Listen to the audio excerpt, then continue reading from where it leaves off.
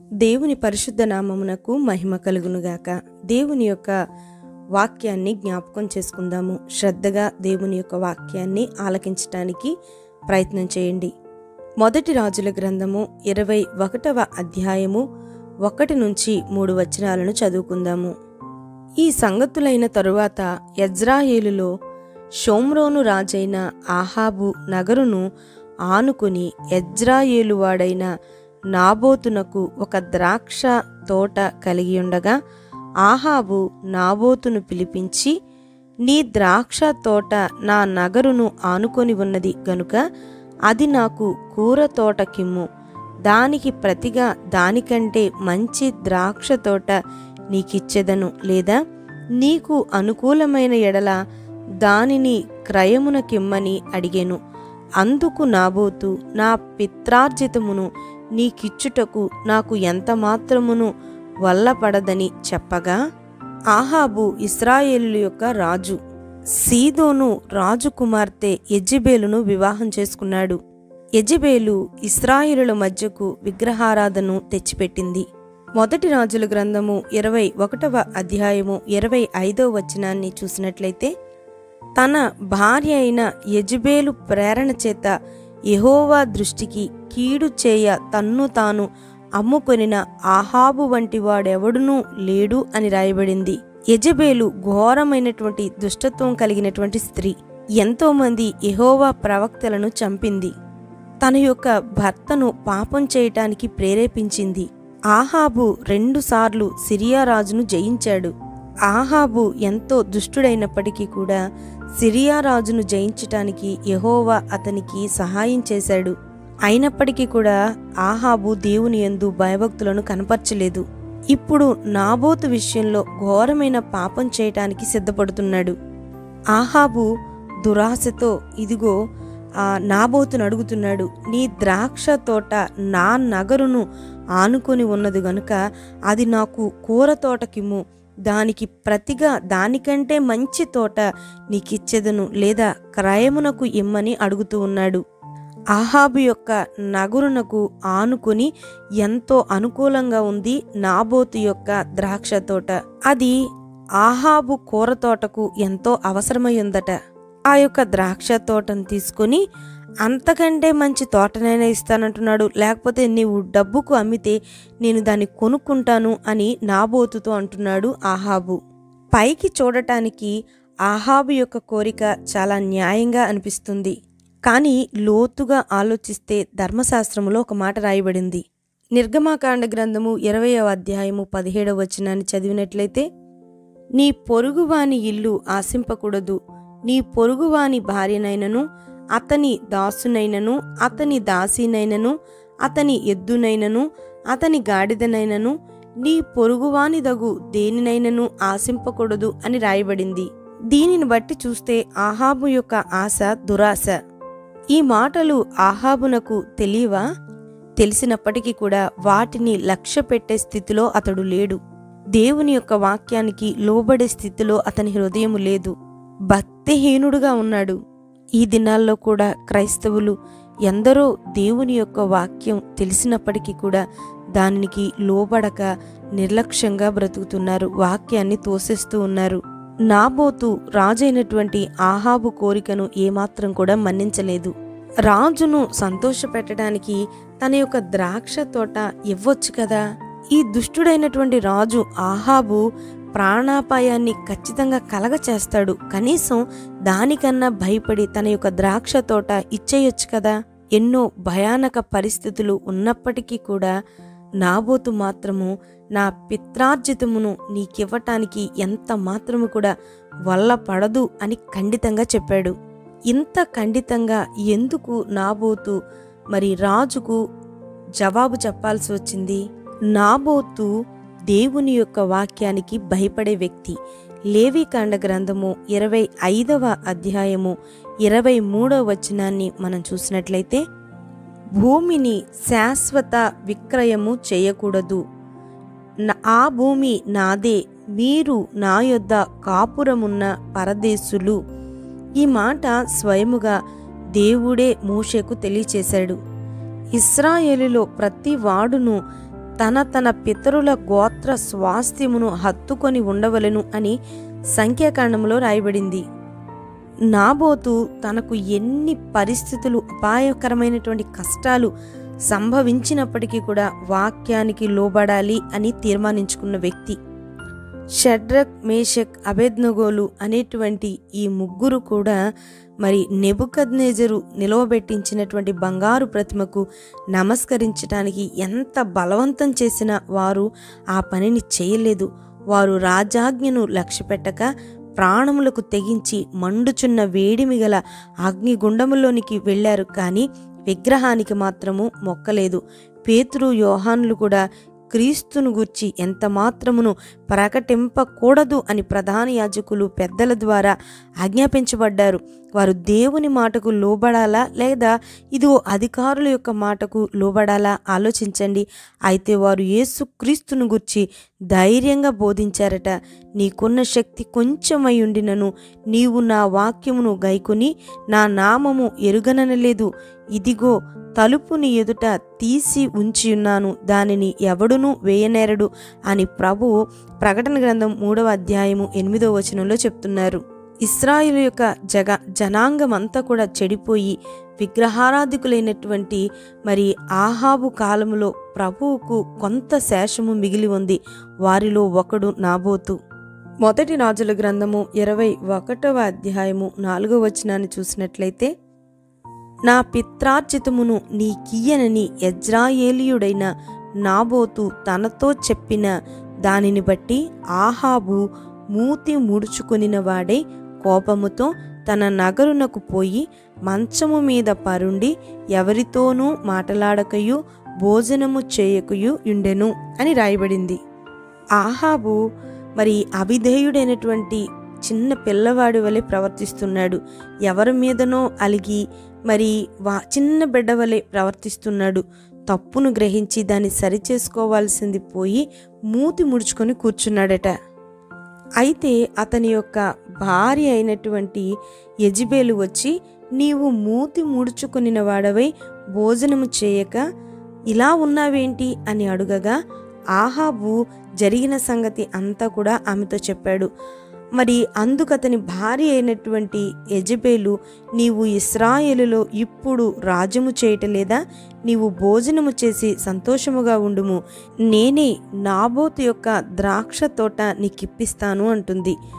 అక్రమాన్ని, అన్యాయాన్ని చేయడంలో ఆహాబు కంటే యెజబెలు ఎంతో ముందుంది. ఇశ్రాయేలు ప్రజలను మాత్రమే కాదు, తన భర్తను కూడా తప్పుడు మార్గంలోనికి నడిపిస్తూ ఉంది.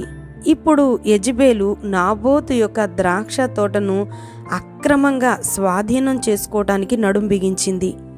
ఇప్పుడు యెజబెలు నాబోతు ద్రాక్ష తోటను అక్రమ పద్ధతిలో స్వాధీనపరుచుకొని మరి ఏం చేసింది అని చూసినట్లయితే, ఆహాబు పేరట తాకీదును రాయించి అతని ముద్రతో ముద్రించినటువంటి ఆ తాకీదును నాబోతు నివాసం చేయుచున్నటువంటి పట్టణపు పెద్దలకు, సామంతులకు పంపించింది.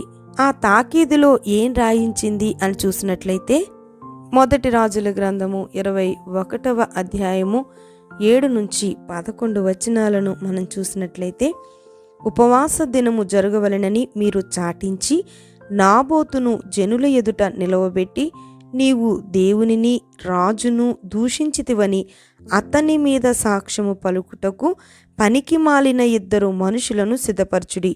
తీర్పు అయిన మీదట అతని బయటకు తీసుకొని పోయి రాళ్లతో చావగొట్టుడి. అతని పట్టణపు పెద్దలను, పట్టణమందు నివసించు సామంతులను యెజబెలు తమకు పంపిన తాకీదు ప్రకారము జరిగించిరి. ఈ సంఘటనలో యెజబెలు ఎంత దుష్టురాలో మనకు కనబడుతుంది. ఆహాబు యొక్క ముద్రను ఆమె ఉపయోగించుకుంది, అబద్ధాన్ని కల్పించింది, లంచం ఇచ్చి అబద్ధ సాక్ష్యాన్ని చెప్పించింది, పట్టణపు పెద్దల చేత పాపాన్ని చేయించింది. ఆహాబు ఆమె యొక్క చేతిలో కీలుబొమ్మ మాత్రమే. నీతిమంతుడు, నిర్దోషి, నిరపరాధి అయినటువంటి నాబోతు దుష్టురాలైనటువంటి మరి యెజబెలు చేత నిర్దాక్షణ్యంగా రాళ్లతో చావగొట్టబడ్డాడు. ఇంత ఘోరమైన అన్యాయం జరుగుతుంటే తన యొక్క భక్తుడు క్రూరంగా చంపబడుతుంటే దేవుడు ఎక్కడున్నాడు? ఏం చేస్తున్నాడు? ఈ విషయం దేవునికి తెలియదా? మరి ఎందుకు దేవుడు చూస్తూ ఊరుకున్నాడు? దేవునికి సమస్తము కూడా తెలుసు. ఈ కార్యం జరగటానికి దేవుడే అనుమతించాడు. నాబోతు అన్ని కాలాలలో వాక్యము కొరకు నిలిచి హింసింపబడుతున్నటువంటి వారికి మాదిరిగా ఉన్నాడు, సవాలుగా ఉన్నాడు. నాబోతు హతసాక్షుల బహుమానాన్ని పొందుకున్నాడు. దేవుని ఎదుట మెప్పును, మహిమను, ఘనతను పొందుకున్నాడు. నాబోతు నిత్య మహిమలో విశ్రాంతిలోనికి ప్రవేశించాడు. ఇంకా నాబోతును చంపిన వారి మీదికి దేవుని తీర్పు రావటానికి సిద్ధంగా ఉంది. మనుషుడు ఏమి విత్తుతాడో అదే పంటను కోస్తాడు. నాబోతు మరి రాళ్లతో చంపబడినటువంటి వార్త ఆహాబు విన్నాడు. ఆ యొక్క ద్రాక్ష తోటను ఆక్రమించుకోవటానికి ప్రయత్నం చేశాడు. ఆహాబు రాజు ప్రజలను రక్షించాలి కానీ భక్షిస్తూ ఉన్నాడు. న్యాయం చేయవలసినటువంటి రాజు అన్యాయాన్ని, అక్రమాన్ని చేస్తూ ఉన్నాడు. ఇప్పుడు తిష్బీయుడైనటువంటి ప్రవక్త అయినటువంటి ఏలియా రంగంలోనికి దిగాడు. దేవుడు కలగ చేసుకుంటున్నాడు. దేవుని యొక్క తీర్పును ఏలియా ప్రకటిస్తూ ఉన్నాడు. యెహోవా సెలవిచ్చినదేమనగా, నీవు దీని స్వాధీనపరచుకొనవలెనని నీవు నాబోతును చంపితివి గదా. యెహోవా సెలవిచ్చినదేమనగా, ఏ స్థలమందు కుక్కలు నాబోతు రక్తమును నాకెనో ఆ స్థలమందే కుక్కలు నీ రక్తమును నిజముగా నాకునని అతనితో చెప్పెను. అంతటా ఆహాబు ఏలియాను చూచి, నా పగవాడా, నీ చేతిలో నేను చిక్కుబడితినా అని పలుకగా, ఏలియా ఇట్లనెను, యెహోవా దృష్టికి కీడు చేయుటకును నిన్ను నీవే అమ్ముకొని ఉన్నావు గనుక నా చేతిలో నీవు చిక్కితివి. అందుకే యెహోవా సెలవిచ్చినదేమనగా, నేను నీ మీదికి అపాయము రప్పించెదను, నీ సంతతి వారిని నాశనము చేతును. అల్పులేమి ఘనులేమి ఇశ్రాయేలు వారిలో ఆహాబు పక్షమున ఎవరునూ లేకుండా పురుషులనందరినీ నిర్మూలము చేతును. ఇశ్రాయేలు వారు పాపము చేయుటకు నీవు కారకుడవై నాకు కోపము పుట్టించితివి. యెరోబాము కుటుంబమునకు చేసినట్లు బయేషా కుటుంబమునకును నేను చేసినట్లు నీ కుటుంబమునకు చేయుదునని యెహోవా సెలవిచ్చుచున్నాడు. మరియు యెజెబెలును గూర్చి యెహోవా సెలవిచ్చినదేమనగా, యెజ్రాయేలు ప్రాకారమునొద్ద కుక్కలు యెజెబెలును తినివేయును. పట్టణమందు చచ్చు ఆహాబు సంబంధికులను కుక్కలు తినివేయును. బయటి భూములలో చచ్చువారిని ఆకాశ పక్షులు తినివేయును అని చెప్పెను. తన భార్య అయిన యెజెబెలు ప్రేరణ చేత యెహోవా దృష్టికి కీడు చేయ తన్ను తాను అమ్ముకొనిన ఆహాబు వంటి వాడు ఎవ్వడునూ లేడు. ఈ మాటలు మనకి మొదటి రాజుల గ్రంథము 21వ అధ్యాయము 17 నుంచి 25 వచనాల్లో కనబడుతూ ఉన్నాయి. నీ పాపము నిన్ను పట్టుకొనెను అని సంఖ్యాకాండం 32వ అధ్యాయము 23వ వచనంలో రాయబడింది. పాపము వలన వచ్చు జీతము మరణము అని రాయబడింది. నీతిగల న్యాయాధిపతి అయిన దేవుడు పాపమునకు తప్పకుండా తీర్పు తీరుస్తాడు. ఆయన దీర్ఘశాంతము గలవాడు గనుక ఎక్కువ కృపను చూపిస్తాడు. పాపి పాపమునకు పశ్చాత్తాపపడకపోతే, మారు మనసు పొందకపోతే దండన తప్పదు. నాబోతు సత్యం కొరకు చనిపోయాడు. దేవుడేం చేశాడు? ఆహాబుకు అలాగునే యెజెబెలుకు కూడా శిక్షా దినాన్ని నిర్ణయించాడు. వారిని శిక్షించాడు కూడా. రక్షణ పొందిన మనము నాబోతు వలె సత్యము కొరకు నిలబడాలి. శోధనలకు లొంగిపోకుండా, దుర్బోధలకు తల వంచకుండా, పాపముతో రాజీ పడకుండా నాబోతు వలె ఎలాంటి పరిస్థితులకైనా సిద్ధపడిపోవాలి.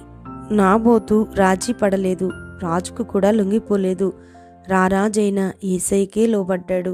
వాక్యాన్ని నెరవేర్చాడు. ప్రాణ త్యాగాన్ని చేశాడు. హతసాక్షుల జాబితాల్లో చేరిపోయాడు. విశ్వాస వీరుడుగా నిలవబడ్డాడు. సత్యము కొరకు, వాక్యము కొరకు నిలిచి రాళ్లతో కొట్టబడ్డాడు. పరలోకము ఆ యొక్క విశ్వాస వీరుణ్ణి ఆహ్వానించిందట, గౌరవించిందంట. నాబోతు యొక్క జీవితము మనకు సవాలుగా లేదా, మాదిరిగా లేదా, ప్రోత్సాహకరంగా లేదా? ఈ యొక్క వ్యక్తి యొక్క జీవితం ద్వారా ప్రభు మనతో మాట్లాడారు. బంధువుల కొరకు, స్నేహితుల కొరకు, అల్పమైనటువంటి సంఘటనల కొరకు దేవుణ్ణి అమ్మేసుకుంటూ ఉంటాము. దేవుని సన్నిధిని అమ్మేసుకుంటూ ఉంటాము. ఈజీగా రాజీ పడిపోతూ ఉంటాము. సహోదరులారా, ఈ నాబోతు యొక్క జీవితం చూసారా? అతడు తన ప్రాణాలనైనా పోగొట్టుకోవడానికి ఇష్టపడ్డాడే తప్ప తనకు మరి కలిగి ఉన్న సొత్తును, పిత్రార్జితమును వదులుకోవటానికి ఇష్టపడలేదు. మరి మనము అల్పకాలము చిన్న చిన్న విషయాల కొరకు దేవుణ్ణి వదిలిపెట్టుకుంటూ ఉంటాము. దేవుని సన్నిధిని మర్చిపోయి వెళ్ళిపోతూ ఉంటాము. ఈ యొక్క నాబోతు యొక్క జీవితం మనకు ఒక మాదిరి. ఏ పరిస్థితుల్లో కూడా, అది ఎంత మరి క్లిష్టమైన పరిస్థితి అయినా దేవుని సన్నిధి దేవుని తరువాతే ఇలాంటి మంచి నిర్ణయాలను కలిగి మనము దేవునిలో కొనసాగాలి. అట్టి కృప దేవుడు మనకు అనుగ్రహించునుగాక. ప్రార్థన చేసుకుందాము. స్తోత్రములు నాయన, కృపాసత్య సంపూర్ణుడా, నీ పరిశుద్ధమైన పాదములకు వందనాలు, స్తుతులు, స్తోత్రాలు చెల్లిస్తూ ఉన్నాను. ఈ దినము ప్రభువా, మీరు మాకు తోడయుండి మమ్మల్ని నడిపించండి. దేవా, నాబోతు యొక్క జీవితము ద్వారా మీరు మాతో మాట్లాడారు. ఈ మాటలను ఎందరైతే శ్రద్ధగా ఆలకించారో వారందరినీ దీవించు ప్రభువా. దీనిలో ఉన్న మంచి సత్యాన్ని మేము గ్రహించి ముందుకు కొనసాగటానికి సహాయమును చేయండి. నిన్ను గట్టిగా పట్టుకొని, నీ కార్యాలను, నీ సన్నిధిని గట్టిగా పట్టుకొని తండ్రి, మా ముందు ఉంచబడినటువంటి జీవితంలో కొనసాగే కృపను మీరు మాకు అనుగ్రహించండి. ఈ దినము నీ బిడ్డలు చేస్తున్నటువంటి పనిపాట్లలో, వారు చేస్తున్న ప్రతి ప్రయత్నములో, ప్రయాణములో మీరు తోడుగా ఉండండి. ఎన్ని అక్కరలను, అవసరతలను కలిగి బిడ్డలు బాధపడుతున్నారు, బలహీనులుగా ఉన్నారు, వ్యాధిగ్రస్తులుగా ఉన్నారు, మీ నామములో తాకండి. లేవలేని స్థితులు అయ్యా అనేక మంది బాధపడుతున్నారయ్యా. ఆర్థిక పరిస్థితుల్లో బాధపడుతున్నారయ్యా. నాయన, ఎన్నో అయ్యా అవసరాలను కలిగి నీ సన్నిధిలో ప్రస్తుతం వారు ప్రార్థన చేస్తున్నారు. వారందరినీ లేవనెత్తు. నీకు ఒక గొప్ప సాక్షులుగా వారిని వాడుకునైనా వారి జీవితాలలో మీరు కలగ చేసుకోండి తండ్రి. వారి శ్రమను, వారి కష్టాన్ని, ఇరుకును, ఇబ్బందిని చూస్తున్న దేవుడవు. దానిని మహిమకరముగా నువ్వు మార్చగలిగిన దేవుడవు. విశ్వాసంతో ప్రార్థన చేస్తున్నాను. బిడ్డలందరినీ కూడా దీవించి ఈ దినమంతా కూడా వారికి ఆశీర్వాదకరంగా ఉండటానికి సహాయమును చేయండి. వారి నోటి నిండా నవ్వును నింపండి ప్రభా. మేలు చేయండి. మమ్మల్ని అందరినీ నీ రాకడ కొరకు సిద్ధపరచమని యేసు పరిశుద్ధ నామమున అడుగుతున్నాను తండ్రి. ఆమెన్. అందరికీ వందనాలండి. ఈ మాటలు గనుక మీకు ఆశీర్వాదకరంగా అనిపించినట్లయితే అనేకులకు షేర్ చేయండి. కామెంట్ రూపంలో మాకు తెలియచేయండి. దేవుడు మిమ్మల్ని దీవించి ఆశీర్వదించును గాక. ఆమెన్.